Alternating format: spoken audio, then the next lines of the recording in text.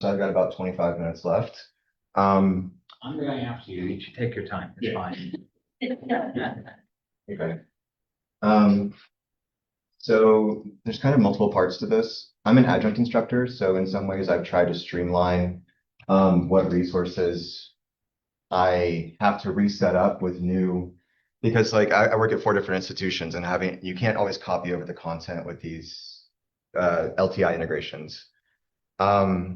I've also experimented with things like perusal and oral response videos, and for one reason or another, walked those back and chose different methods instead.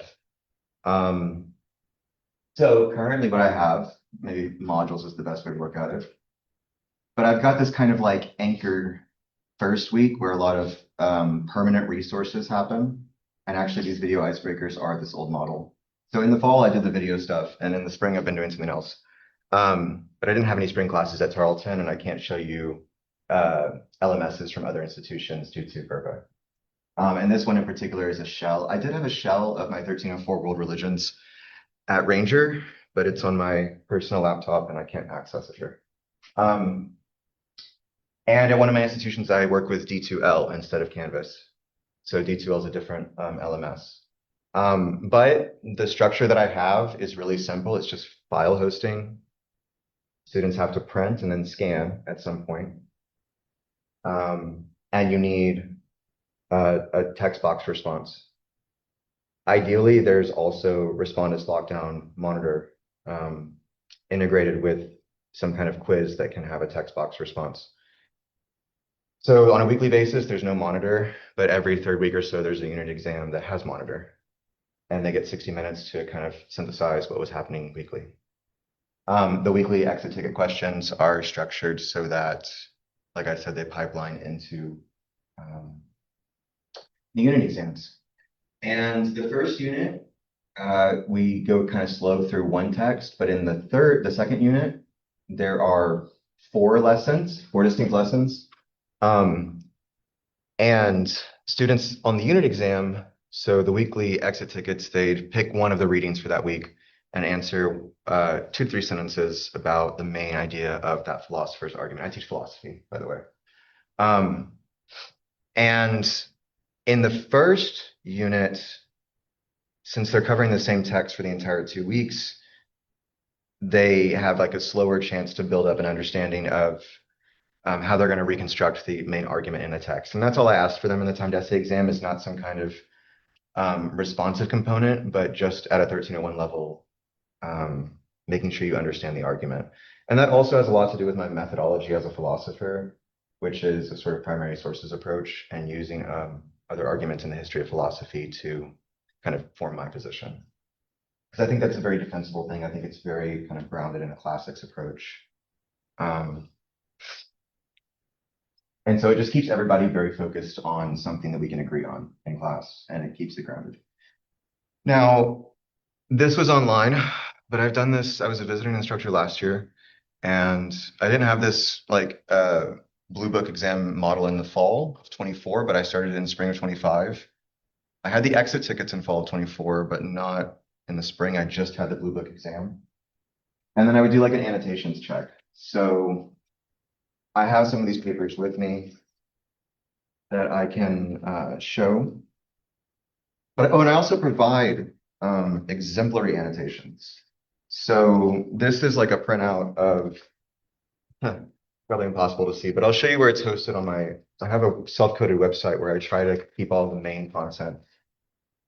And it's distributed on YouTube and via like a podcast so that students can watch it. And that's why I switched off of perusal. I just found that it was too much, not enough teaching and too much like admin. That makes sense. It just took up all my time away from reading new content or recording new lectures. And now I have a system where even if I don't have adjunct sections at any of my institutions, I can keep recording lectures. And I've got it even set up with like different course designs.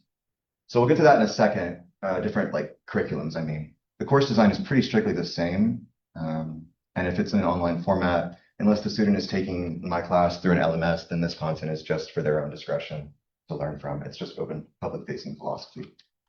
But it doubles for the institutions when I have contracts. So that's one way I try to like get out of repopulating all of these LMSs with the exact same content. Copying the Canvas course is one way. So yeah, we have the weekly exit tickets. Let's look at the guiding questions too. So these guiding questions kind of structure the beats in the primary source. So for example, the first one is Bergstone's Introduction to Metaphysics. And the students get a blank copy and this annotated copy that I've done. And so they can get a sense of a lot of things from my annotations. They can get a sense of imperfect progress. They can get a sense of putting whatever you want on the page. They can get a sense of structuring important beats. And all of this is kind of in response to trying to get them to spend time productively struggling. And by that, I mean thinking about philosophy, considering these ideas for themselves, and developing their own capacity to make good judgments. Also to understand material. And I think that's hard to get students to understand. And I think sometimes there's some frustration because they expect like an answer. I mean, there's an answer in math for the most part. There's an answer. I mean, until you get to the really fun stuff. There's an answer in political science, even. There's an answer in history. There's generally agreed upon theories. And in philosophy, it's not even that we're trying to get you to think about, to know what the theories are. I think there are certainly philosophers and philosophy teachers who teach that way, but it's the reason I don't use multiple choice exams. The other reason I don't use multiple choice exams is that I have more flexibility in my grading with a written exam. And I can like pick up on things intuitively, like, okay, you maybe missed this one small detail, but you definitely didn't get this from AI. You definitely were like reading and getting your own kind of take on what was happening. And I've developed a better sense of that over the last year and a half from grading. So yeah. And then so what I want them, one thing I'm not sure about is I have 5 units. And I'm thinking, and so right now they have to print out the reading, follow along with the lectures in whatever format works for them, or it's not tracked anymore. So if they want to read it themselves, or if they really think they can get the nuanced understanding, then we find out on the exams when the rubber meets the road. And usually it goes really well. I'm really, really proud of them. I have kind of a lower engagement online than I did in person. Like in person, I got like 28 out of 30 students to show up, work through the lectures with me, the readings with me in class, and then make anywhere from mostly A's and B's and a few C's. And online, got about a third engagement. I'm not sure why that is. And I think it has to do with like students expect an online class to be straightforward and direct about what the answers are. And I'm kind of like intentionally extending it to try to hold space and insist that they spend time developing. And I spend a lot of time trying to tell them about like what I've been through and why I do what I do to try to build a connection with them even in these online formats. It also sometimes feels like a sort of video journal. Like this is where I was at this stage in my life when I was teaching this class. This is what I had going on. And it is an artifact in that way because I'm having to move apartments this week. And so future lectures, I've already had the first 3 weeks were at one place and then the rest of the semester was at a different place.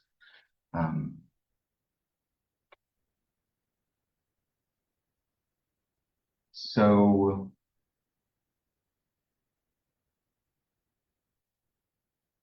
look at the syllabus because it has the course calendar in it. And then we should go to look at the Respondus as well. Oh, and the syllabus quiz. That was another thing I added this spring. And so the exit tickets each week, they're pass fail with no feedback. I usually give feedback still. And there's 2 attempts for them. So if they fail, I give them a 1 out of like 5 or 1 out of 7, and they get to revise it and I go back and grade it again. And the exams are not, they have more feedback when necessary, but by like the 3rd or 4th exam, I don't give as much feedback anymore. I try to manage my own time by front loading kind of the expectations of the classroom and giving a lot of feedback up front. I want students to still know that I'm there, but I try to be strategic about that because I taught fourth and sixth grade, and that was one of the, we called it teacher excellence training, actually. So they had an emphasis on like the administration teaching the teachers how to teach, but it also set classroom routines, like how you come into the classroom, what you do to unpack your bag, how you line up for lunch. And once you get all of these like behavioral things down, then it simplifies the classroom for the students, the young students, fourth and sixth graders, to focus on whatever the material is. And so a lot of my design is very repetitive. And I think from what I've discussed with other colleagues in like special education services, this repetitiveness and this simplification without these third-party LTI integrations. I think LTI might have integration in it. Anyway, without using these, it's sort of the conflict between a learner with autism who needs a very simplified, direct, focused experience with minimal distractions, and a learner with ADHD who can get bored very easily. And I taught in New York, where we were in ICT classrooms and in a 12-to-1 at one point. So we had 6 students in there. One of them had a paraprofessional. Anyway, just this, and there was like strict rules in the classroom too about what was allowed on the walls, what colors were allowed. And that was all meant to be in service of focusing. So I think students feel that conflict as well. And my design leans more towards like, I think students with autism have a hard time focusing. Because I took out a lot of the extra, I guess I call it gimmicks. I try to make it very much focused on the primary sources and being able to understand them and reiterate them. So you have to reset up lockdown browser each and you go and make the quiz first. And I think I'm using classic quizzes, not new quizzes. I think new quizzes was having problems integrating with lockdown when I tried in previous semesters. I did use webcam and screen at one point, but the screen capture causes a lag, and I didn't really feel like it gave me information that I needed. I just felt like it was making the exam more restrictive to certain students with poor internet connections. The webcam, on the other hand, does give me information I need. I actually never go and look at these things really. It's kind of just like, I have this on record. And I try to explain this to students. I have this on record so that if something happens or if I need to, it's like keeping an attendance record or something. But I don't sit and watch the videos. The face detection, I've looked at this before. Second camera's new. Face detection, I'm kind of on the fence about it, but because like when students are in low lit environments where they have a hood on or something, they it flags them and it shuts off their screen to where they can't keep working until they fix it.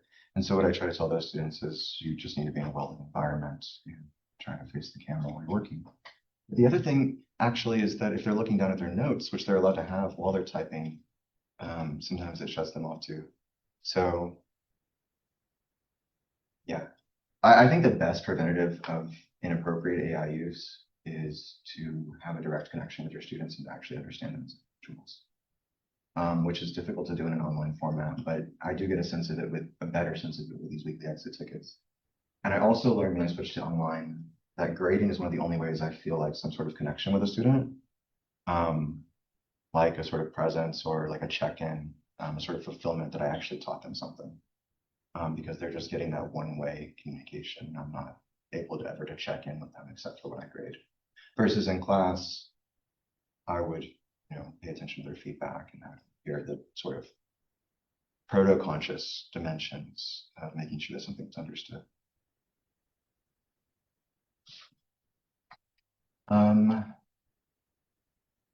I don't like allowing an iPad.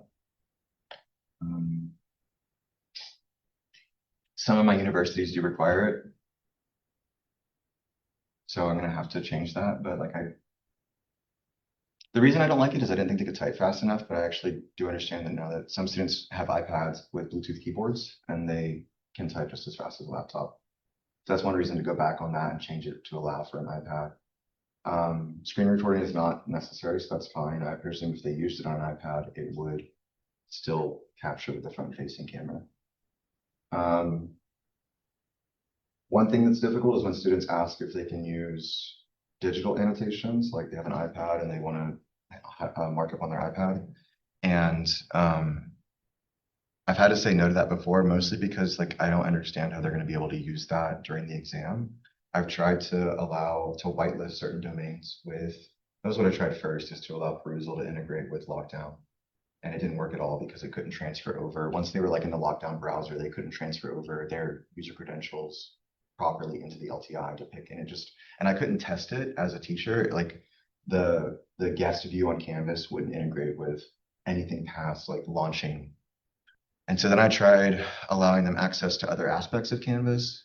I think Canvas has an annotations feature that I haven't tested yet. I worry about the performativity of annotations and I worry about the performativity of discussion boards. So right now, I guess I'm not even in the camera. So right now, the weekly exit tickets are not discussion boards. The video responses were. When I did that in the fall, it was supposed to be like, you guys can, the idea was that each student would present their understanding of the text and then be able to teach each other different perspectives by building like a community of resources each semester. But the oral format was, the video format was, I felt it was too time consuming to grade. I kept it to under 2 minutes, but even then it was still just, I don't think it's wrong for other professors or other teachers, but my way of grading works best with reading. So I just preferred it once I cut those, I didn't like them. Anyway, the weekly exit tickets now are just, they're not even locked down. And then every third week they have a unit exam.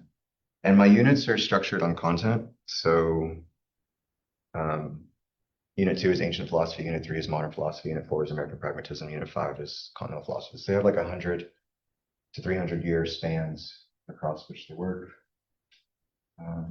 I have tried this show your work step, and I didn't like it either because that's like the students holding it up to the camera.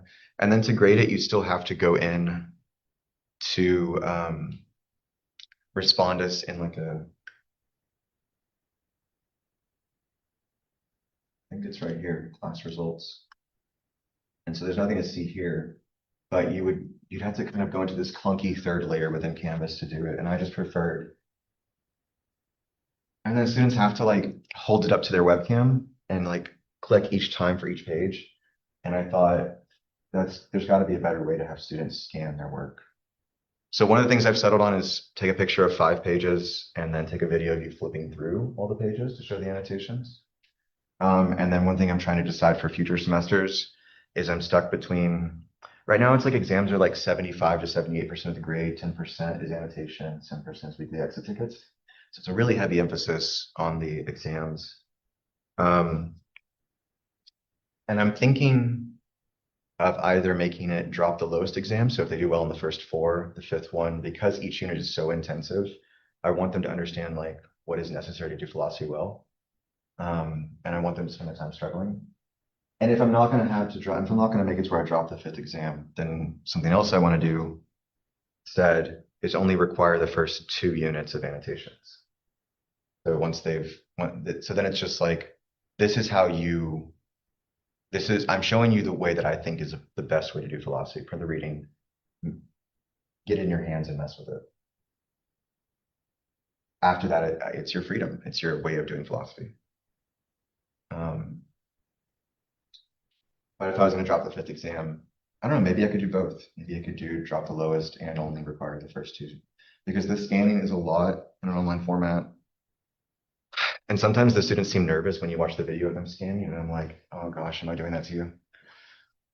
So you try to understand how to make it better.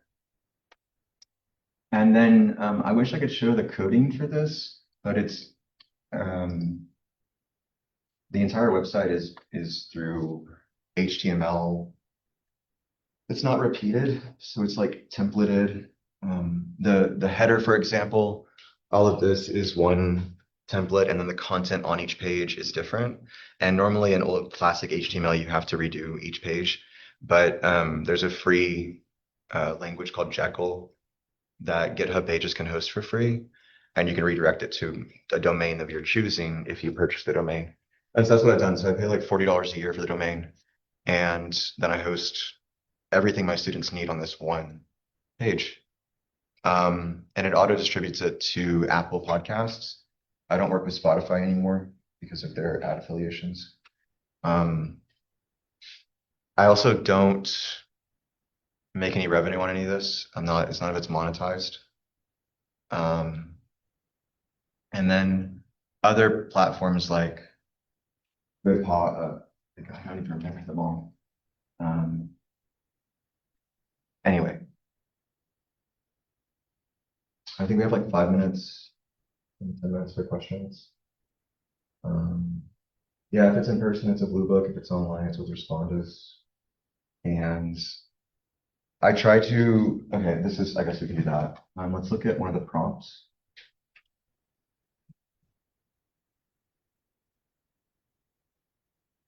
And I can show you how the first exam is broken down with a lot of information per paragraph. And these roughly correspond. They actually get this prompt beforehand. The other prompts they don't get beforehand, but the guiding questions directly pipeline into the prompts. And I tell them if you study the guiding questions and you understand the structure of the primary source, my prompt for you will be a recreation of the structure of the primary source.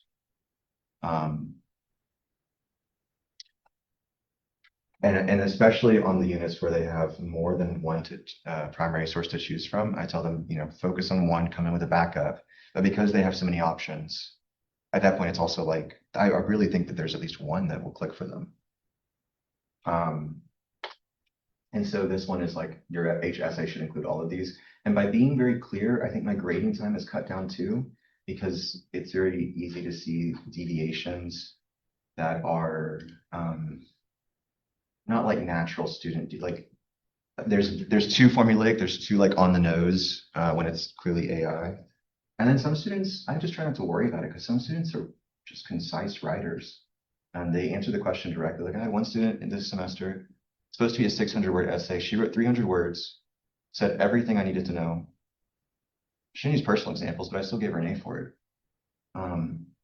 It was clear that she understood the material and it wasn't coming from AI either.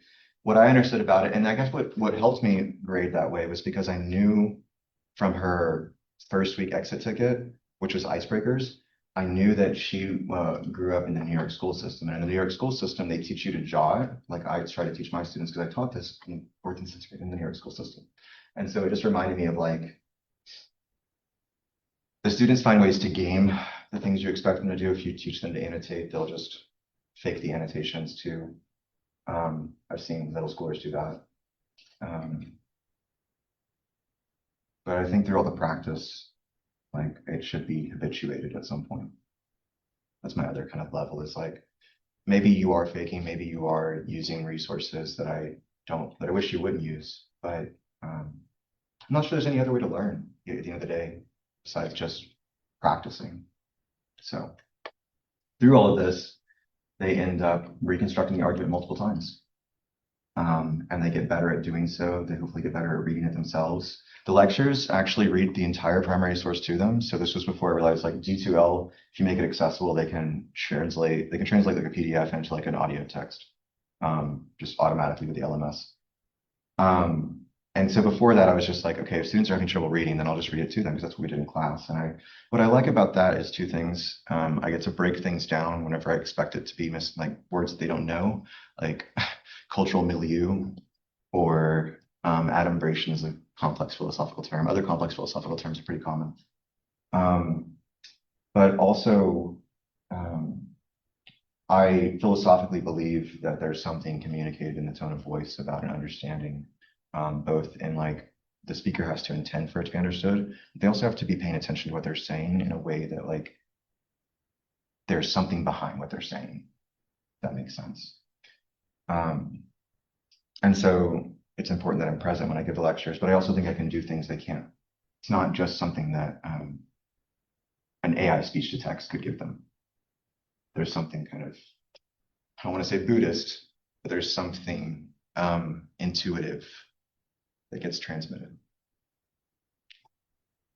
something deeper, something maybe even religious.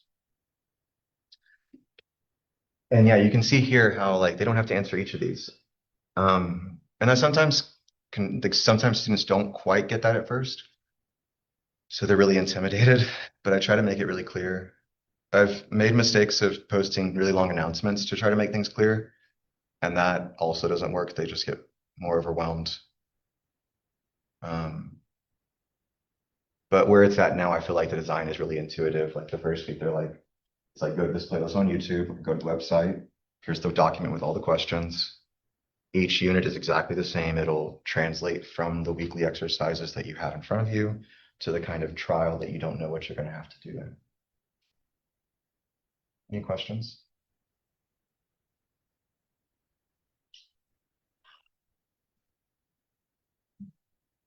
Thank you.